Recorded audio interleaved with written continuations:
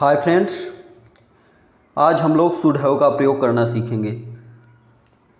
Should have का प्रयोग हम उस सिचुएशन में करते हैं जब हमें यह दिखाना हो कि किसी व्यक्ति या किसी वस्तु को बीते हुए समय में कोई काम करना था बट वो कर नहीं सका।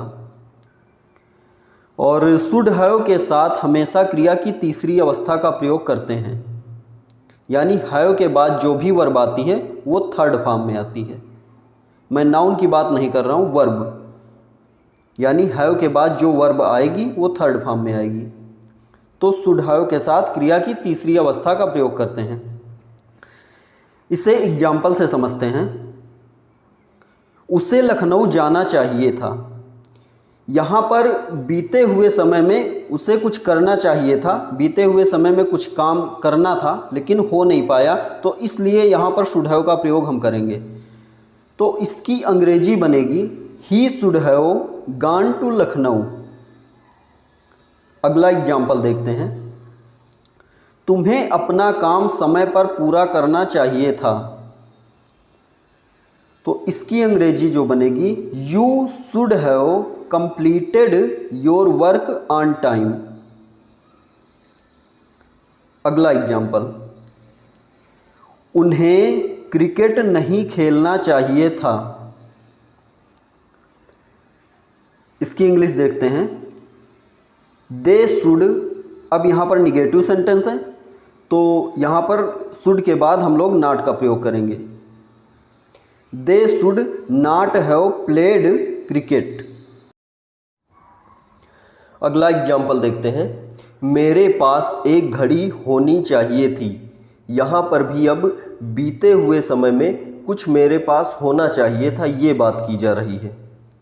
तो यहाँ पर भी हम लोग शुड हैव का प्रयोग करेंगे। तो इसकी अंग्रेजी बनेगी आई शुड हैव। अब यहाँ पर पास होना एक क्रिया है, पास होना की जो अंग्रेजी होती है वो हैव होती है और हैव की थर्ड फॉर्म हैड हो जाएगी। तो I should have had a watch. अगला एग्जाम्पल देखते हैं। तुम्हें वहाँ नहीं होना चाहिए था। इसकी अंग्रेजी जो बनेगी यू शुड, अब ये निगेटिव है तो शुड के बाद हम लोग नॉट का प्रयोग करेंगे। You should not have. अब यहाँ पर होना एक वर्ब है, होना की अंग्रेजी होती है बी और बी की थर्ड फॉर्म बीन हो जाएगी। तो इसकी अंग्रेजी जो बनेगी you should not have been there. अगला एग्जाम्पल देखते हैं। उसे अध्यापक होना चाहिए था। यहाँ पर भी बीते हुए समय में उसे कुछ होना चाहिए था, यानी अध्यापक होना चाहिए था, जो कि वो नहीं है। तो यहाँ पर भी हम लोग शुड हैव का प्रयोग करेंगे। ही शुड हैव, अब यहाँ पर होना या बनना की अंग्रेजी बी होती है, ठीक है, तो बी की थर्ड फॉर्म बीन हो जाएगी। तो इसकी अंग्रेजी हो जाएगी he should have been a teacher. अगला एग्जाम्पल, बच्चों को खाना खाकर सोना चाहिए था, या बच्चों को खाना खाने के बाद सोना चाहिए था। दोस्तों यहाँ पर एक चीज़ मैं क्लियर कर दूं कि सेंटेंस में जो लास्ट वर्ब होती है वही मेन वर्ब होती है।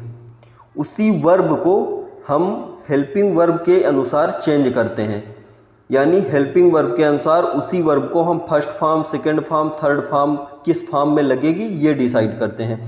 तो यहाँ पर इस सेंटेंस में दो वर्ब आई हुई हैं। एक तो खाना खाकर, यानी खाकर एक वर्ब है, दूसरी वर्ब है सोना। तो यहाँ पर मेन वर्ब सोना है, यानी लास्ट में सोना आ रही है तो मेन वर्ब सोना हुई। तो इसी वर्ब को हम हेल्पिंग वर्ब के अनुसार चेंज करेंगे।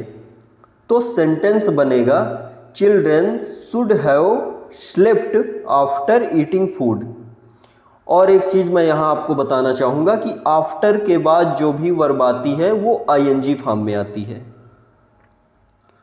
तो दोस्तों आज के लिए बस इतना ही। दोस्तों वीडियो अच्छी लगे तो लाइक कीजिए, दोस्तों के साथ शेयर कीजिए और चैनल को सब्सक्राइब करके बेल नोटिफिकेशन ऑन कीजिए ताकि हमारी आने वाली वीडियो की नोटिफिकेशन आपको सबसे पहले मिल जाए। धन्यवाद।